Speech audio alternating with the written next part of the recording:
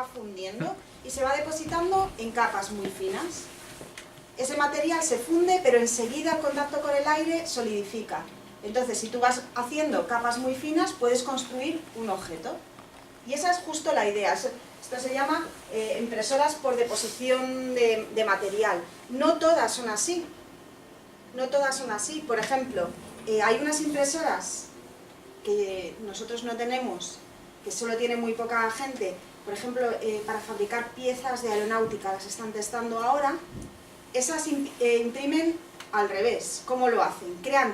Tienen como una especie de nube de polvo del material, de metal, y el extrusor, en vez de echar el material, lo que va haciendo es, con un láser, va solidificando ese polvo y va dibujando en el polvo la pieza. Es una pasada, son alucinantes, son carísimas también. Están en modo experimental. Aún, pero vamos, yo creo que lo último que me han contado es que hay algunas empresas aeronáuticas que están ya probando esas piezas, testeando esas piezas para que pasen los controles de calidad. Y parece que la cosa va bien. O sea, ¿qué ventajas veis? La impresión 3D se opone a la fabricación tradicional tenemos un trozo de material y le vamos quitando partes, con un torno, con una fresa o con una máquina, le vamos quitando partes para construir la pieza, ¿no? La impresión 3D no quita nada, simplemente construye. ¿Qué ventajas le veis a la impresión 3D? Menos tiempo de trabajo. ¿Menos tiempo de trabajo ahora mismo? No. Abarata costes. Abarata costes, lo primero, porque no estamos desperdiciando material. Incluso en estas que os digo de polvo, el polvo ese que no se usa, que no se funde con el láser, se va a una tolva y se vuelve a echar otra vez en la impresora. Tú no desperdicias apenas material, porque solo usas el que va en la pieza. Cuando tú tienes un trozo de material y vas quitando con un torno o con una fresa, hay un montón de restos que a lo mejor puedes reutilizar, pero muchas veces no. Más cosas, se podrán hacer más o menos piezas con la impresión 3D. Se pueden hacer más piezas. Hay piezas que con fabricación tradicional son muy costosas o incluso no se pueden hacer, y con la impresión 3D sí que somos capaces de hacerla. ¿Cuáles son las desventajas ahora mismo? El tiempo. El tiempo es la primera. La calidad. El tiempo y la calidad. Y además, ¿tenéis por ahí he pasado por ahí el barquito? Este barquito, ahora lo pasáis para que lo veáis todos, que es una pieza que viene de prueba con la impresora, tarda 1 hora aproximadamente en esta impresora. Las hay más rápidas, ¿eh? O sea, esto no es una impresora industrial, es una impresora casera, educativa o para tener en casa. Pero es verdad que los tiempos ahora mismo son muy elevados. Y los tiempos van proporcional a la calidad. ¿Por qué? Porque esto va por capas. Entonces, cuanto más finas haga yo las capas, mejor, más calidad va a tener la pieza, más fina la voy a poder hacer, pero más tiempo voy a tardar. ¿Cuánto? ¿Pero eso? Pues ya te digo, esta tarda 1 hora y está en calidad media. Si en calidad alta igual puedes duplicar.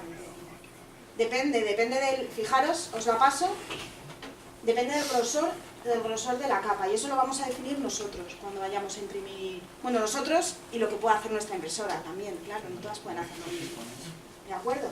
¿Qué le pasa a la calidad además? Bueno, pues que no es lo mismo una pieza sólida que una pieza que está hecha por capas. Esta pieza que está hecha por capas tiende a romperse entre las capas, ¿no? Entonces, cuanto más fina mejor, pero bueno, ahí todavía hay bastante trabajo que hacer. ¿Decíais algo?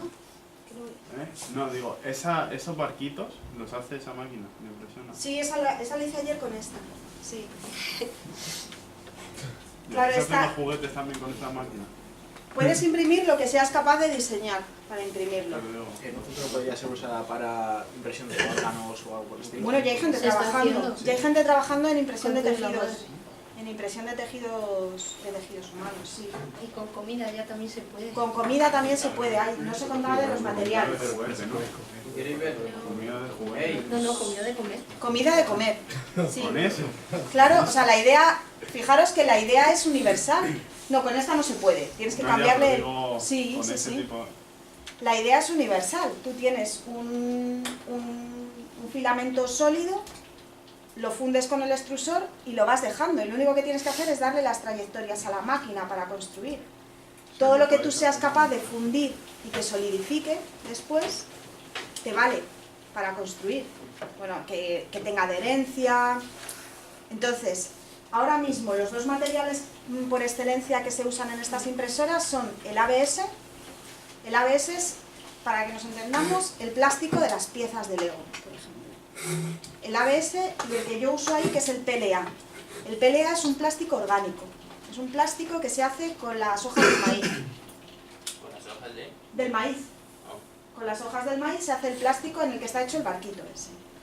Es menos duro que el ABS, pero a cambio es más saludable, porque el ABS desprende un olor y no el olor. El olor es desagradable, pero sobre todo un vapor que no es muy bueno. En cambio esto, ya veréis, no huele. Y el que hace comida, esa comida tiene sabor.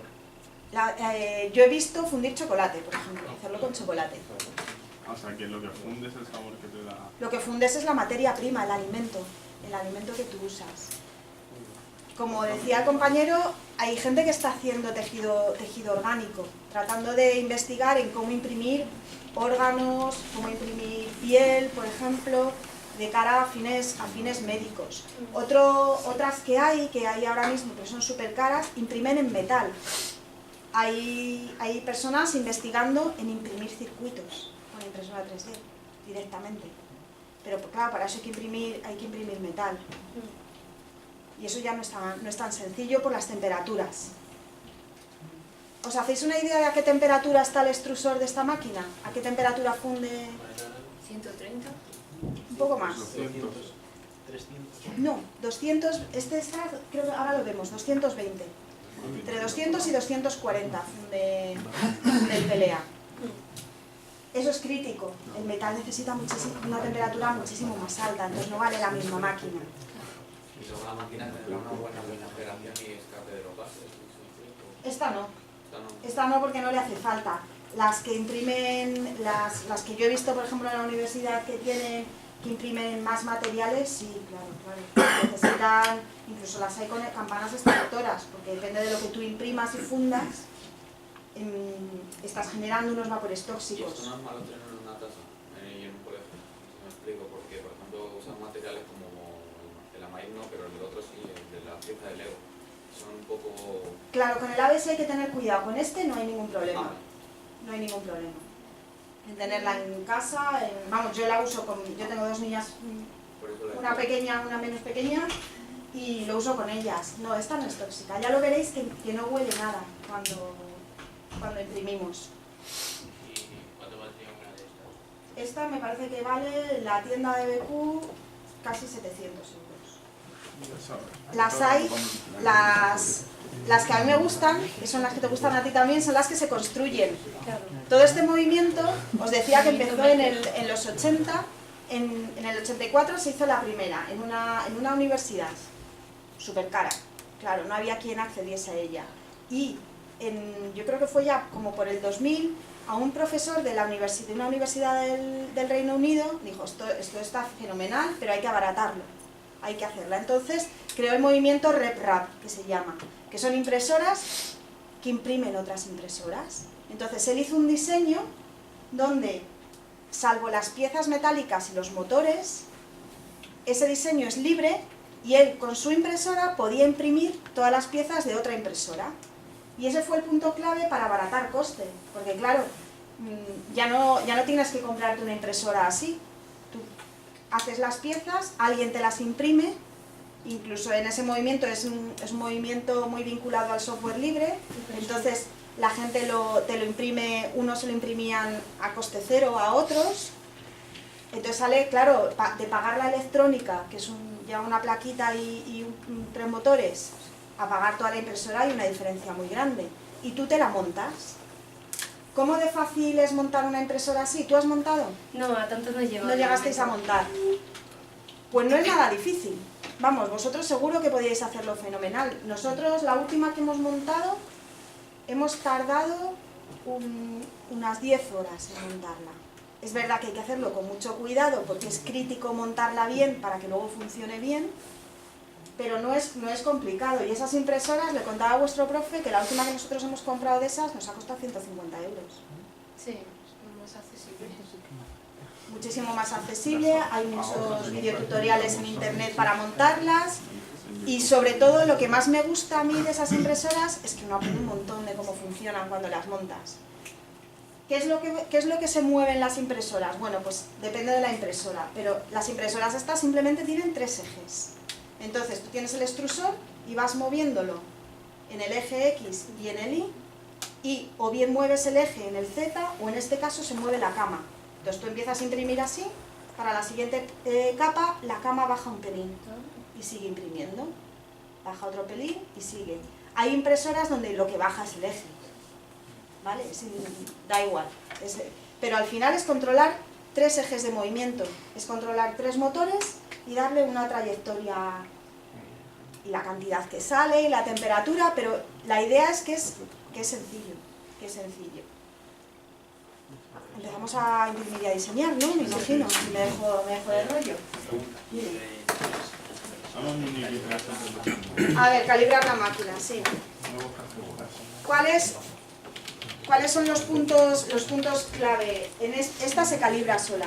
Claro, para que esto que os he contado, de que funcione bien los motores con la cama que sube o baja, pues es imprescindible, sobre todo cuando estamos hablando de capas que miden 2 milímetros, por ejemplo, es imprescindible que los motores estén muy bien calibrados, que no haya ningún error entre la posición que nosotros enviamos a los motores que tiene que tener y la que tiene realmente. Entonces todas las máquinas hay que calibrarlas, dependiendo de dónde estén asentadas en la superficie, pues la cama tiene que estar completamente horizontal. Entonces las máquinas que uno construye, las impresoras 3D que uno construye, las calibramos con un nivel. Y cada vez que la mueves hay que calibrarla. Y ese proceso no es difícil, pero es tedioso. Yo la última que nos construimos, la primera calibración fueron más de 2 horas.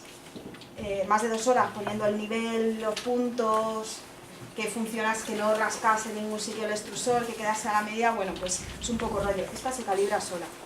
Claro, esa es una de los puntos. Pero la otra, la que tenemos nosotros grande,